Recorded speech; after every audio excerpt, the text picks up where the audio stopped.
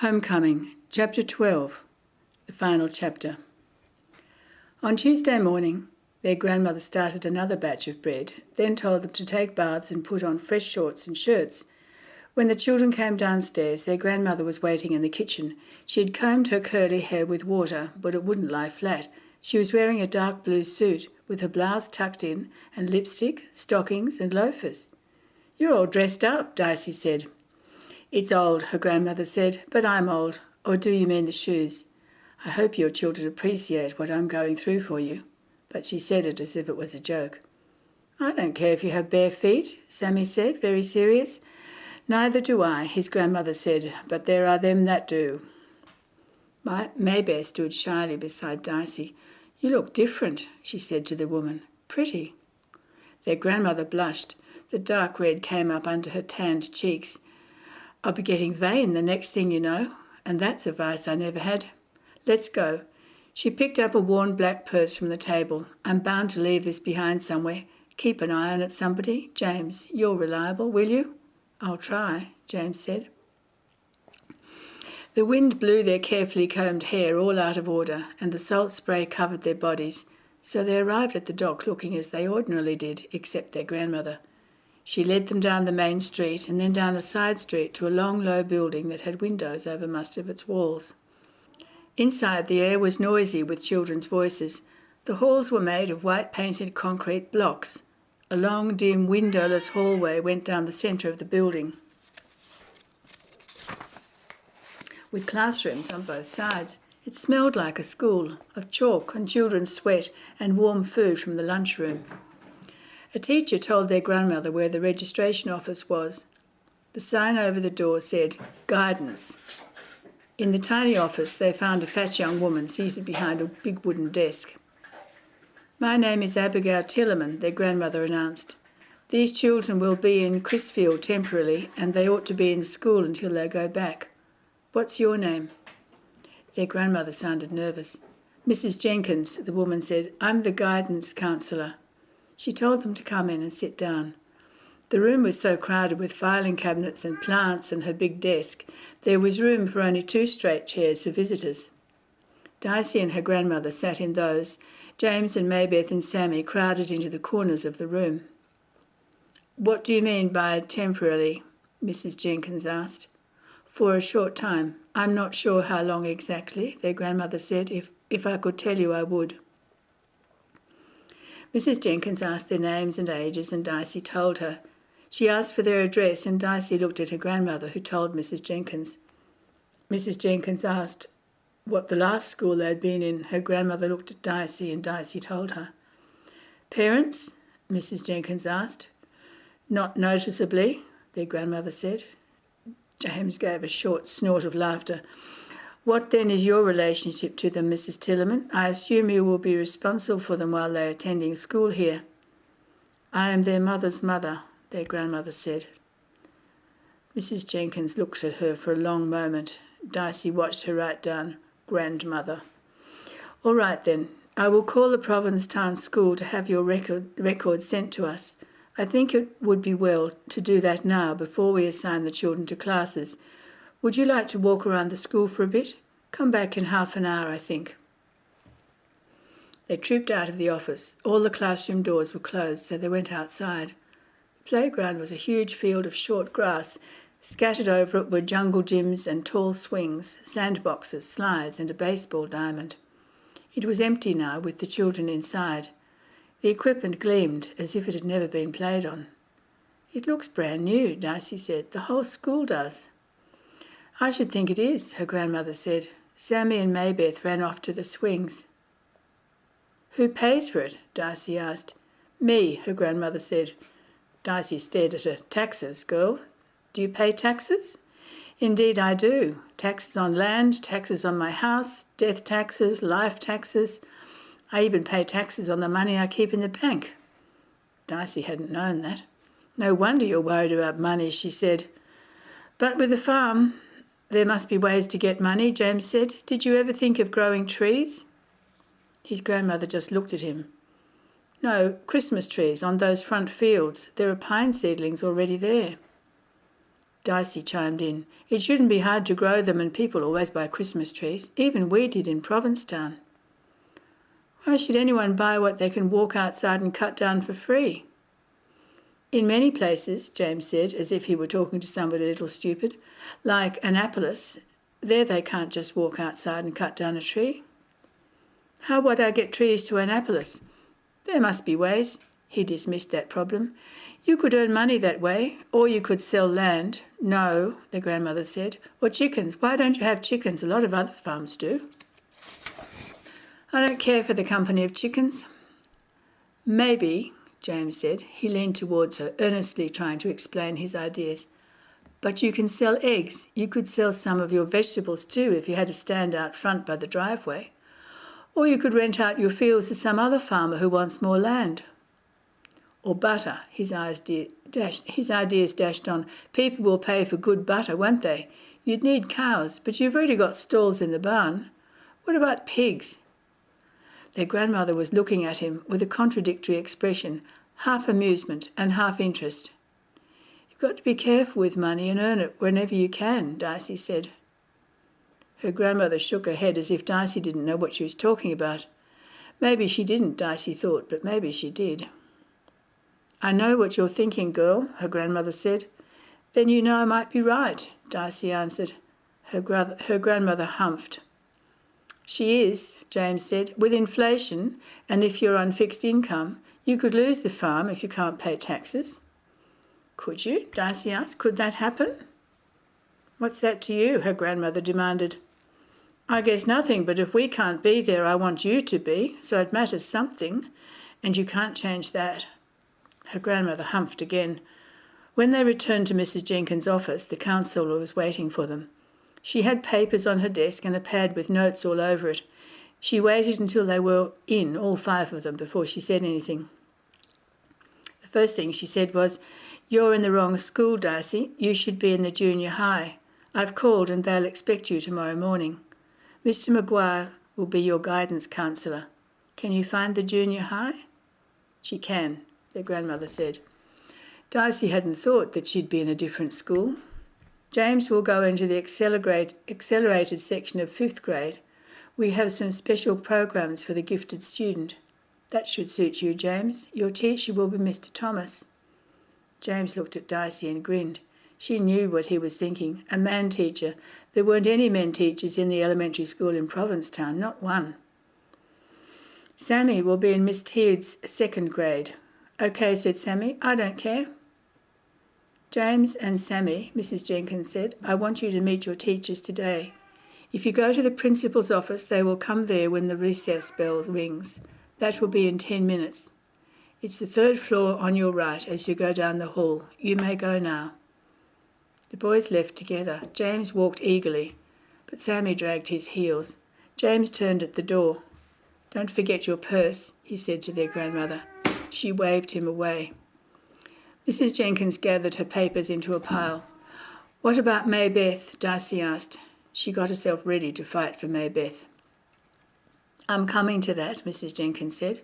Maybeth sidled over between the 2 chairs Dicey and their grandmother sat in. She didn't say anything. Your records. Maybeth, are you listening to me? Mrs. Jenkins asked. She spoke without emphasis. Maybeth nodded. Your records show that they wanted to hold you back in 2nd grade. That would be the 2nd time you've been kept back. Did you know that? She turned to their grandmother. Their recommendation is most strong. But, Dicey began. Mrs. Jenkins cut her off to say, Our school, however, has a policy not to put brothers and sisters in the same grade. Do you want to be in Sammy's grade, Maybeth? Maybeth shook her head. No, she looked at Dicey. Why not? Mrs. Jenkins asked. Maybeth waited. No one else said anything. Because I'm bigger than he is, she whispered. I thought so. Mrs. Jenkins smiled. When she smiled with her short dark hair and bright cheeks, she looked like a kid herself, Dicey thought. She was as fresh as apples. I thought that would be the case. If you want to go into 3rd grade, and mind you, I'm not promising anything, but if you want to try, you'll have to take some tests for me. What kind of tests? Their grandmother asked. A quick IQ, then reading and maths, achievement and aptitude. They're short and not precise, but they'll give a fairly good idea of where Maybeth can be put in school. Mrs. Jenkins waited for an answer. How long will it take? Their grandmother asked. An hour at the most. Will you do that, Maybeth? Mrs. Jenkins kept talking to Maybeth. Maybeth looked at Dicey with wide eyes. Their grandmother stood up. We have errands to do, so if you tell James and Sammy to bring Maybeth and wait for us by the boat, I have no objections. Maybeth's hand held on to Dicey's arm. But can I stay? Dicey asked Mrs. Jenkins. It'll be better. You don't understand. No, her grandmother said. Maybeth will take the test by herself. I would prefer that, Mrs. Jenkins said. Don't argue, girl, her grandmother said to Dicey, just as Dicey was opening her mouth to say she wasn't going to leave Maybeth there alone. Her grandmother spoke to Maybeth. Maybeth, you've got 2 hard times coming. This now is the first. Tomorrow morning is the next. Nothing will make them easier. That's the way it is. Do you understand that? Maybeth nodded, but her hand stayed on Dicey's arm. Will you try? Their grandmother asked. It'll take some courage, but I think you've got that. Do you have it? I don't know, Maybeth said. I'll try.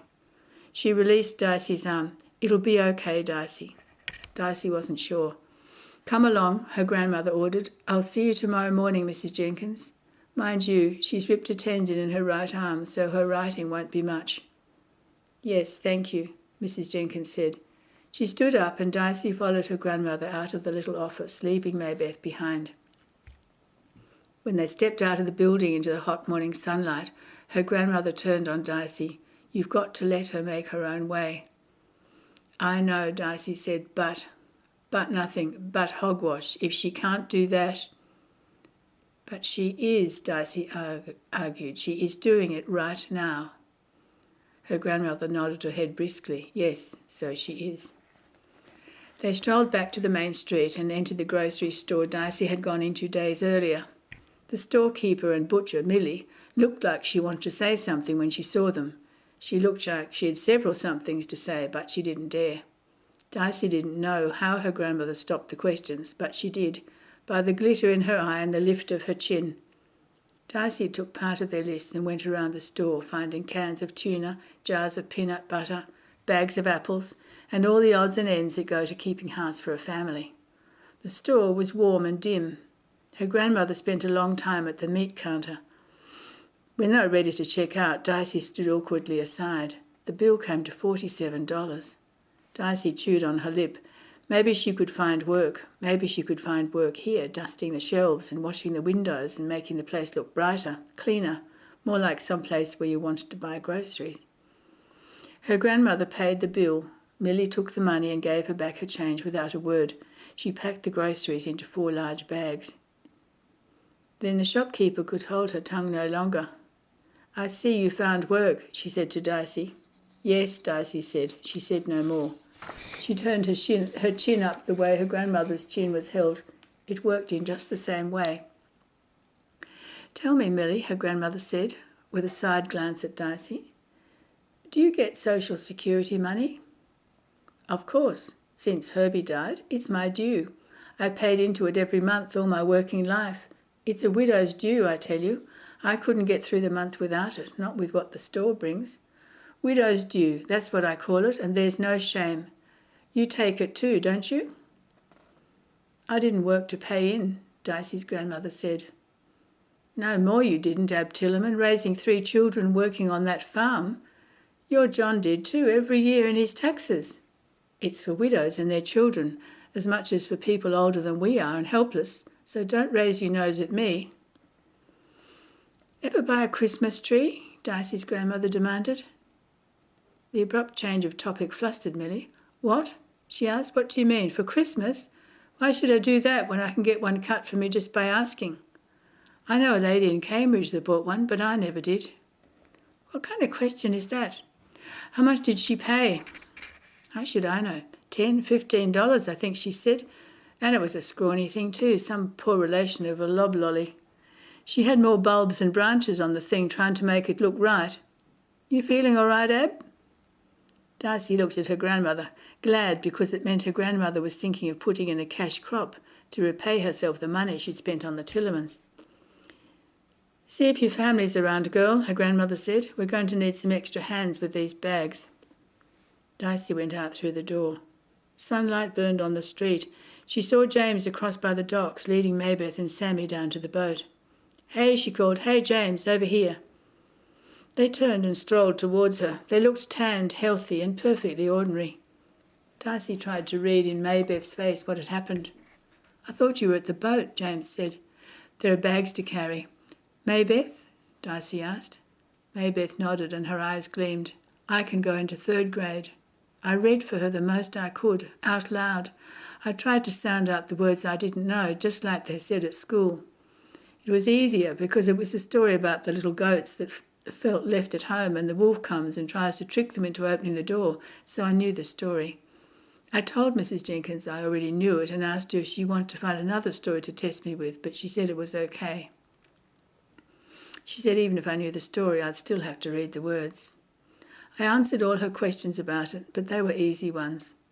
I got 2 wrong on the adding and 3 on subtracting, and they don't start multiplication until 3rd grade. But they know fractions already. I can show you fractions, Darcy said. Was it hard? Not as hard as I thought, Maybeth said. Not as hard as tomorrow will be. But I think maybe I can do that too. Their grandmother pushed the screen door aside. What are you waiting for? Maybeth ran over to her and pulled on her arm. Their grandmother bent her grey curly head down to the bright yellow head. She listened to Maybeth and smiled at what she heard. The children went inside. Sammy said he wasn't too small to carry a bag, but he was. So Millie divided one bag into 2 smaller bags, one for Sammy and one for Maybeth. Her eyes bugged out with curiosity. By the way, Millie, their grandmother finally said, I don't believe you've met my grandchildren. One by one she introduced them. Liza's brood, their grandmother said. They'll be staying with me for a couple of weeks. Their grandmother herded them outside before Millie could ask any questions. They walked together down the hot street and along the dock. Darcy got into the boat first. James handed the bags down to her. Sammy had been thinking, if you're our grandmother, if you say you are, you know you are, but you never said so. Now that you say so, what do I call you? The boat was rocking under Darcy's feet. She wished they weren't going to be in different schools, even for this little time. In Bridgeport, there'd be boys' schools and girls' schools, and they'd be all split up. She wished that here, just for this little while, they could still be in the same school. But it didn't matter. It was just another way things weren't working out. You'll call me Gram, their grandmother said to Sammy. Gram, Sammy repeated, trying it. He ran to the edge of the dock and wheeled around. Hey, Gram, he yelled. He ran back. Gram. Yes, Sammy. She sounded tired. You like us, don't you? You do, no matter what you say, I know. Never said I didn't, Gram said, and I'm pretty proud of Maybeth at this moment. So am I, Darcy said. So am I, Maybeth said, with a smile at herself, a smile that had no silliness in it. They all stood for a minute there. Little bright-topped waves rocked the boat gently on the way to pattering up against the sea walls. A salty wind blew from the land out over the water. The town of Crisfield lay in the sunlight before them, bleached white as the oyster shells scattered around the ground. Darcy thought about the bread dough rising in the big earthenware bowl back on the scrubbed wooden table in her grandmother's kitchen. She was getting hungry. She looked at James. He was studying his grandmother as if he was hungry too, but for something, not food. Hungry in a way that food never could fill. It wasn't fair, not just for Darcy, but for all the others. Well, Darcy said to herself, life isn't fair. Everybody said that to you. They had all tried and they had lost, and they were going to have to make the best of it with Cousin Eunice. She remembered the letter then. Gram hadn't mailed the letter. Darcy thought about not telling her grandmother, but not for long. What was the use of postponing it? When something bad was going to happen, it got worse the longer you waited. And if she didn't tell Gram, that would be like asking again. And Gram had said no. Darcy wasn't the kind to argue and beg when somebody said no. You forgot to mail your letter, she said. Graham's face was surprised. She really had forgotten it. She was also surprised, Darcy knew this too, that Darcy had remembered and said something. She opened her purse and took it out. Darcy looked down at the floorboards of the little boat. She looked at her sneakers, worn with all the travelling they'd done.